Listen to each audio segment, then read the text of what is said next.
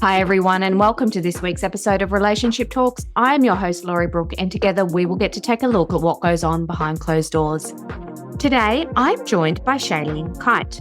Hi, my name is Shaelene Kite, and I'm here to talk about relationships with therapists and their clients. Shaelene Kite is a licensed counsellor, a yoga teacher, group practice owner, and mental health educator.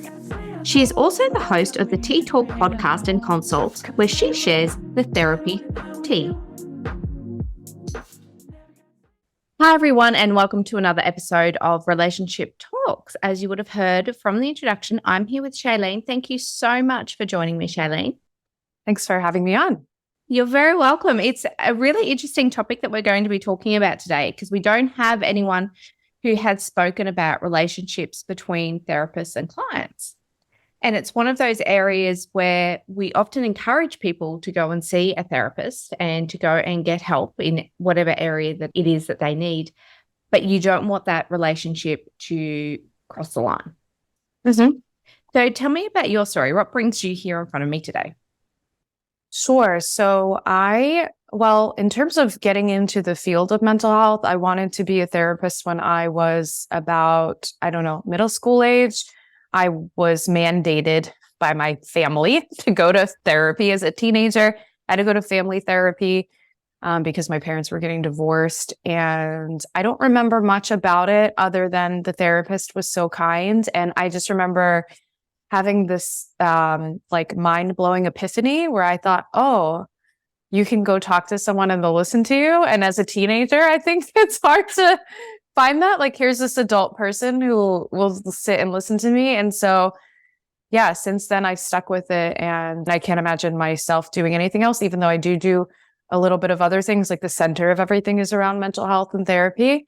And so I just want to help as many people as possible. And I think like the relationship between a client and therapist, unfortunately, there are times where the line can be crossed, and that's the same in any profession that's supposed to be a helping one, teachers, doctors, all of these other things, because at the core of everything, humans are humans. And so, we're fallible.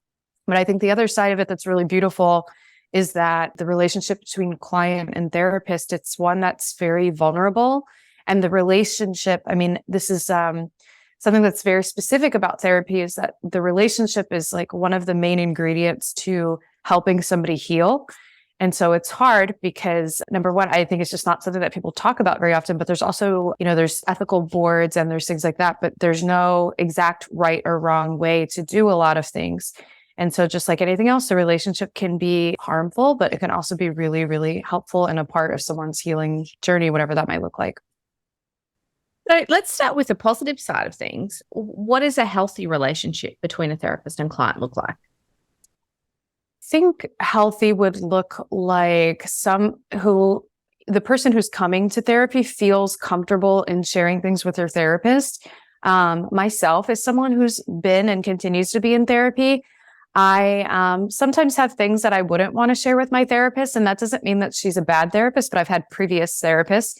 And I might think to myself, oh, that's something I would share with Dr. Kim, but I wouldn't share with Karen, And so, we can't necessarily control all of those factors, but I would say if you don't feel comfortable sharing, the main issues that have brought you into therapy with your therapist, that's problematic because it's going to be really hard for the person to get what they need out of it. So I think probably the biggest thing is feeling safe enough in their presence to not be judged and to be able to be vulnerable about whatever wounds or scars are trying to get healed in therapy.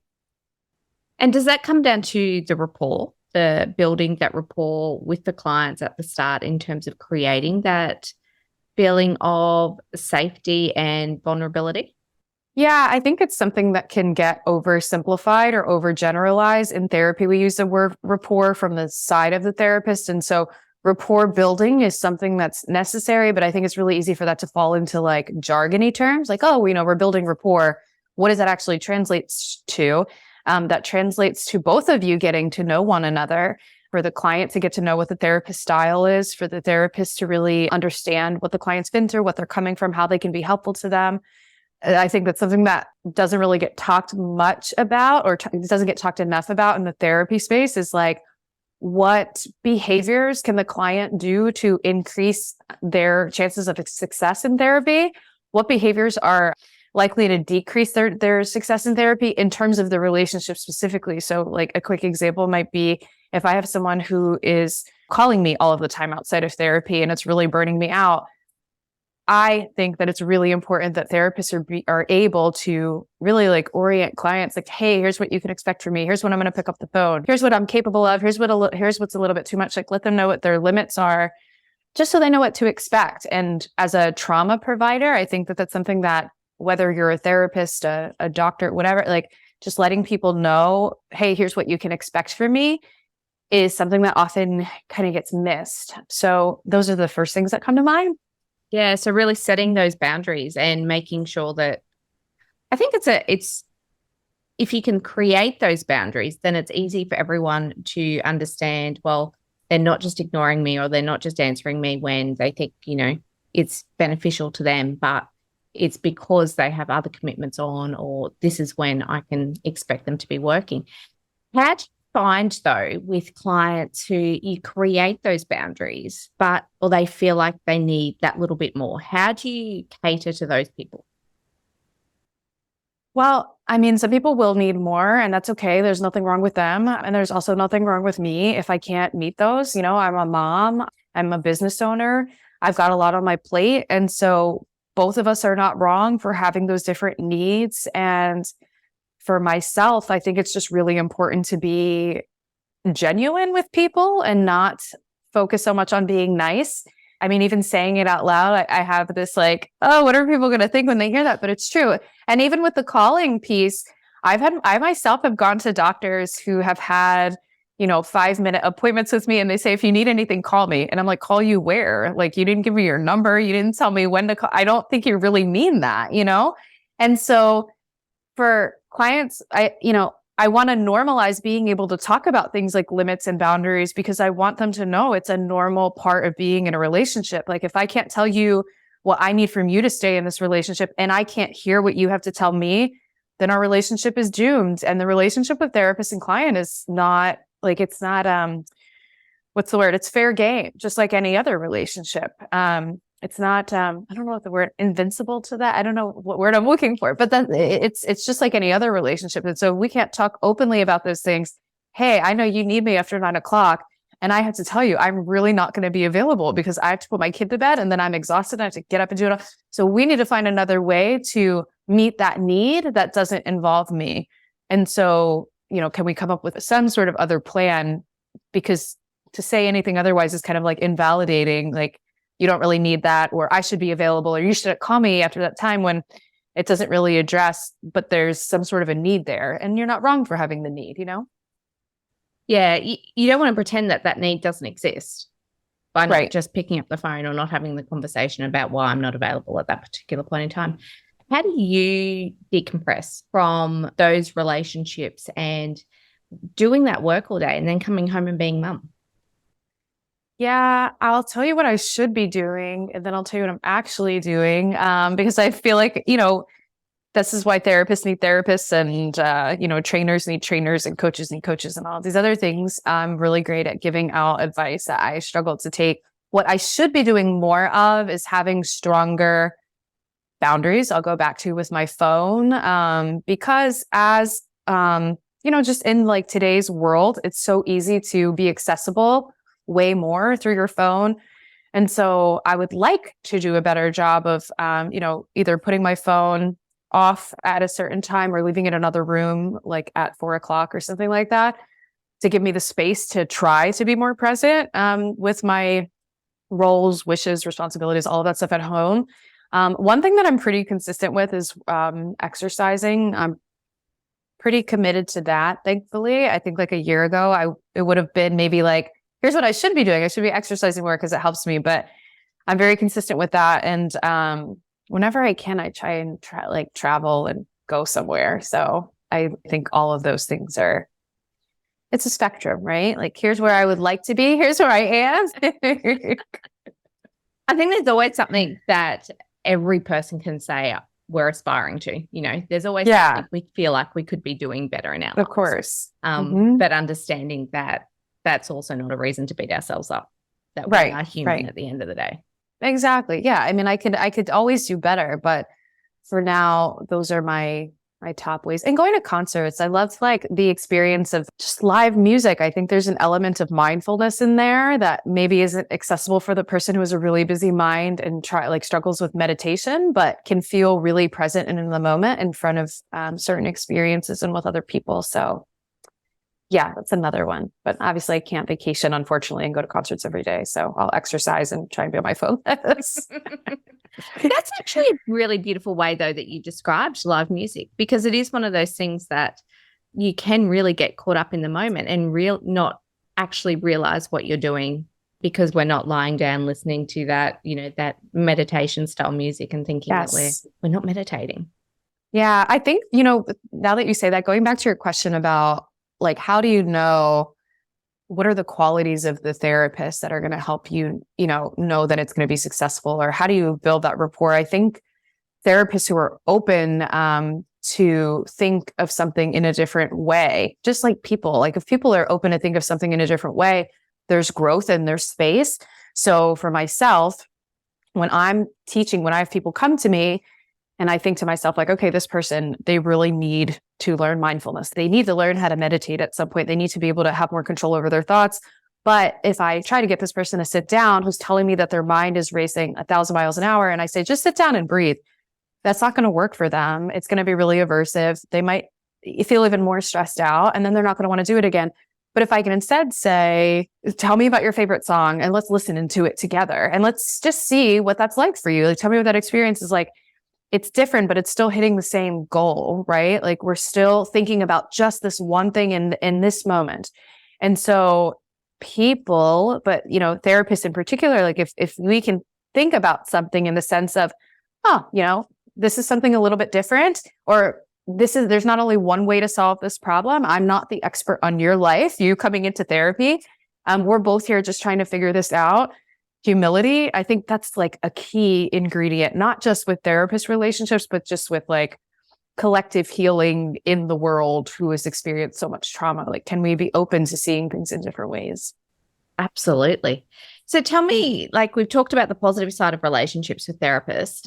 Let's move on to the negative. Where do those relationships start to blur? It's interesting because I've never been asked this question and I've never thought of it in the way as negative. So I can speak to, in thinking about that, I think about like, what are experiences that are really hard for me and experiences that I think are really difficult for other therapists is this kind of relationship is one that's professional and it's, a business. It's an exchange of information. There's an exchange of services there, but it's so personal and so intimate, because you're learning sometimes the darkest parts of people and you're sitting with them in some of the darkest times of their life, sometimes for a very long time. And so the hard part is I can go downstairs and work out, but I'm not really going to shake something terrible happening to a client or them struggling with something, or probably some of the hardest parts, particularly with the clients that I work with. Again, I specialize in trauma, but I also help clients who are struggling with suicidal thinking and self-harm. So probably some of the worst moments for me as a therapist in terms of the relationship are when somebody isn't answering the phone and I'm worried that they might be in danger.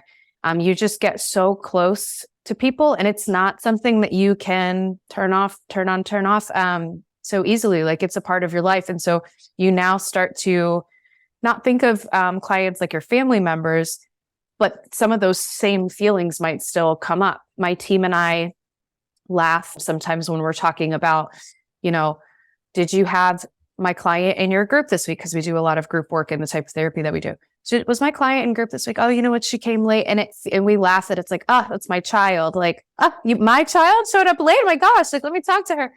And so you take things really personally, and that is something that's really hard to separate, turn off, close the door on at the end of the day, because it is such a personal relationship. So what can you do to overcome that? Well, I hope that most people are not working in complete isolation, even if they're working privately in private practice and it's just them and their clients all day. I hope that people are getting what we call clinical supervision, talking to other colleagues about it. I'm very blessed to have more than one team who do that. So that way we can support one another, therapists about it. When it comes to the place of being problematic, that it's impacting your life, daily, or it's impacting the work that you're doing with the client. This is another reason to have supervision, so you can have someone else point that out to you and come up with problem solving and options. But if there's ever anything that's impacting the client, you would want to refer them out elsewhere to somewhere where that problem isn't becoming an issue for them. I think it's important to know like who your people are, even in terms of clients. So some of my first experience in counseling was with adolescents and children at one point who had gone through a lot of trauma. And I just kind of learned like, that's not for me. It was incredibly hard for me to separate. I would have like nightmares about the kids. I had a really hard time. I don't know if it's funny, but at the time I thought it was funny because the office that I worked at, there were 4 therapists and I was one of them. And in order to have services put in place and have an insurance company reimburse for their services, they have to have a diagnosis. And I would like never diagnose kids because I always just blamed it on their families. And so my team would be like, Shaelene, like you have, and I'm like, but did you see that their parents, like, of course they can't focus. Like, it's terrible for them. It's like, it's funny and it's like sweet, but at the other side is like, these poor kids couldn't get services because I was always, putting it. And so I just kind of learned like kids are not my population. And there are certain people who can do that work and they can do it great and they should. And there are people who say to me all the time, I don't know how you work with people who are suicidal or how you hold all that heavy. And I'm just like, it's my thing. Like, these are my people. These are who I can help. So I think it's really important to get some experience and just start to kind of dial in on who your people are so you know who you're best equipped to help. So it's like on a good day, even if things are really stressful, I have enough support. I have my own self-care practice where I can put space and it's not consuming my life. And there are days here and there might be periods where burnout feels really high and I need to change something. But for most of the time, that's not the case. And if it is, then I would say, maybe there's a problem that needs a little bit more investigation. I think that was a really important point that you made there in terms of you don't have to be everything to everyone. It is okay to help just those people that you can help and allow other people to work in their zone of genius, for want of a better term, and help the other group. You don't have to do it for everyone.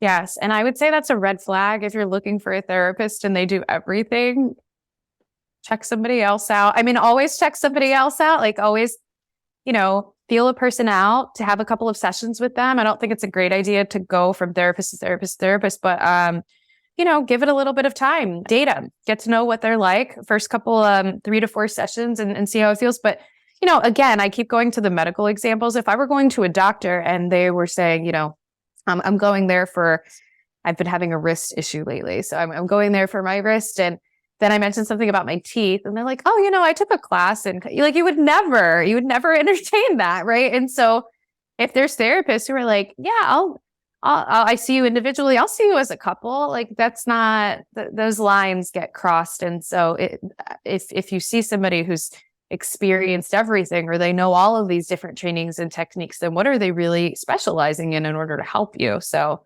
definitely. So tell me, have you ever had a client who's become, I suppose, codependent, or those codependency feelings have started to really show up in that relationship, and how have you dealt with that? Yeah, I mean, so the type of therapy that I specialize in is DBT, and it stands for dialectical behavior therapy. It's an evidence-based practice for people who are struggling with suicidality, self-harm, and their core issue is emotion dysregulation. And so many people that fall under this category, I mean, really historically are women with borderline personality disorder, and borderline personality disorder gets a really, really terrible rap. There's a lot of negative stigma about that, because historically that diagnosis basically meant the woman is on the borderline of psychosis and neurosis, or literally meant like crazy women. And unfortunately, even though there has been more education that's been done about the diagnosis, there's still stigma around it. But when somebody truly knows the disorder, they know that if you take somebody who has borderline personality disorder, it's going to be really hard to find a lifetime or a story that came before that person that does not involve, in the very least or the most minimal sense, invalidation, like a lot of invalidation. And in the most extreme sense, it's a lot of abuse, trauma, neglect, abandonment. And so if growing up, particularly in my developmental years as a child, let's say, I grow up in a family that just doesn't accept me. They think I'm too emotional or I'm too much and nobody really gets me. But then to the extreme of that, maybe I've been neglected or I wasn't taken care of. I now am growing up with deficits that were supposed to be like, if I think of it like I had a bunch of cups and these cups are supposed to get filled as developmental markers along my life. And each marker is coming up with less and less in my cup, right? But I still inherently need those things. The need doesn't change. It doesn't go away. And so I think people who are struggling with codependency, are really trying to get a need met that was missed at some other point, and it comes through in relationships. So relationships start to become a source of oxygen, and people also forget that humans are pack animals. We're not meant to be in isolation. We're meant to be in relationship with one another. And so when that's missing, and then think of it again, like if I'm growing up with all of these missing pieces, and then I go out there in the world and I'm trying to find it, I'm probably doing things that are pushing other people away, which makes me even more thirsty, starved, in need of oxygen. And so whenever it comes into my life, I just grab it and I squeeze it and I try to do whatever I can to hang on to it. And then people run away. And so this does that show up in therapy? Yeah, of course, especially when people have gone through experiences where they've gone without love, without anyone to show them what a healthy relationship looks like. And so the other thing that happens, unfortunately, for clients is like there are these, I call them crazy making experiences, where let's say you have someone who's gone through all of those things, right? And so to her people, to her family, maybe to like the medical community or wherever she went for help, they called her crazy, they called her codependent, they called her borderline. They said that she was too needy, yada, yada, yada. So, therapists are firing her. Nobody will take her. Nobody can help her. It's all her. But then when she gets to my office and I'm talking to her about something like phone contact, like, hey, so here's when I expect to hear from you. Here's when I don't expect to hear from you. Like, here's when you can expect to reach me, things like that. There's like a rupture there. There's like missing information, right? So even myself, I've had the experience of the doctor saying, go ahead and call me, right? So what happens to these people? Well, these people go through times where people say things like that. If you need anything, call me. And then they call. And then the person's like, well, this actually isn't appropriate. You should be calling the emergency services, or, it's really late. And I don't know why, I was asleep when you called us. And so I think like we have a culture just in general that's very focused on being nice instead of being honest. And so for the people that are struggling with codependency or struggling with these relationship holes that they're trying to fill back up and trying to understand, the people who are asking more of them actually aren't modeling what they want from them, right? They're saying things like, if you need anything, call me. And I've seen it happen. It's funny. I see it happen with friends too, where they say something like, well, if you ever need me, call me. And then I'm like, did you mean that? And they're like, no. And I don't know why I said it. I was just feeling anxious. And I just talked to, oh my God, I need to stop that. Like, we really need to think about these things. And so it's no different in therapy. And so what do I do if any communication is becoming problematic? It's not easy. I'm talking about it like it is. It's not. It's still uncomfortable. I still want to be nice. I still don't want people to be upset with me. But I also have to realize and say, not just to clients, because this isn't limited to therapy clients, like people who are codependent and who don't have great boundaries, but I have to be able to say to them, listen, if we can't change this, we're not going to be able to be together. Even you as my therapy client, like, we're not going to be able to stay together if this doesn't change. I'm really worried about it. And I know this is uncomfortable to talk about, but I'm asking that you stick in this with me, because if not, I'm worried that we're not going to be able to work together anymore. And I take that very seriously. And I think most people can appreciate it enough, because even though it's painful, it's not as painful as someone like ghosting you or not taking your calls anymore or firing you, That there is a real gem in that, in terms of you don't want to be seen to be nasty or, the bad person when you have those difficult conversations. But having those difficult conversations is being kind. Right. Because you're allowing everyone to see what the actual ground rules are or what your ground rules are. Right. And so you're not getting to that point where you then do start feeling, well, I can't pick up the phone, or I do have to ghost them, or whatever it is the case may be, because they keep crossing that line. And you're right. It's not limited to a therapist-client relationship. That's the same in any relationship that we have in life. Right. Yeah. From your perspective, and this is my last final question for you, what do you think the secret to a great, healthy relationship is? Oh, I feel my instinct, my default answer is what I feel like most people probably say to you, which is it's all about communication. That's not wrong. I just really don't like giving the same answer that everybody gives. So I'm going to go with, I think that the secret ingredient to a healthy relationship is awareness, self-awareness, right? Like if I can't recognize what things that I might be doing that contribute to tension, conflict, or the dissolving of a relationship, then, what good does communication matter? If someone's communicating to me what they need from me, but I can't hear it, I can't reflect, I can't own up to what I'm doing. And this is something that's, that I think in terms of the therapy that I specialize in DBT does really well of putting therapist and client on an equal playing field in the sense of like, things that interfere with therapy are not just limited to you, they're limited to me. Like it sucks for you when I go on vacation when I'm not around. That's really hard for you. It's inconsistent and it messes things up. I'm not going to go on vacation, but I do want to hear what you have to say about that. And I want to figure out if there's another way to meet the need. And in personal relationships, it's no different, right? Like my poor husband keeps telling me that I need to be on my phone less. And I hear him, he's communicating, he's doing what I ask, right? But if I can't reflect and action that out, if I can't actually make it a step, then, what's the point of communicating in the first place? So I'd have to say the ability to reflect and reflect on yourself, your own behaviors, and have the awareness around what things am I doing that are enhancing this relationship or pulling from it. Nothing else is really going to matter. That's a fantastic answer. Thank you so much. I wanted it to be fantastic. And you're right. Most people do say communication, but yeah. Thank you so much for coming on today. It's been a pleasure getting to know you. Thank you. Thank you for having me. And thank you so much for listening to this week's episode of Relationship Talks. If you can, I'd love for you to jump on and leave a review. And whilst you are at it, don't forget to like and subscribe to our YouTube channel. Please join me again next week. We get to take a look behind closed doors at someone else's relationship.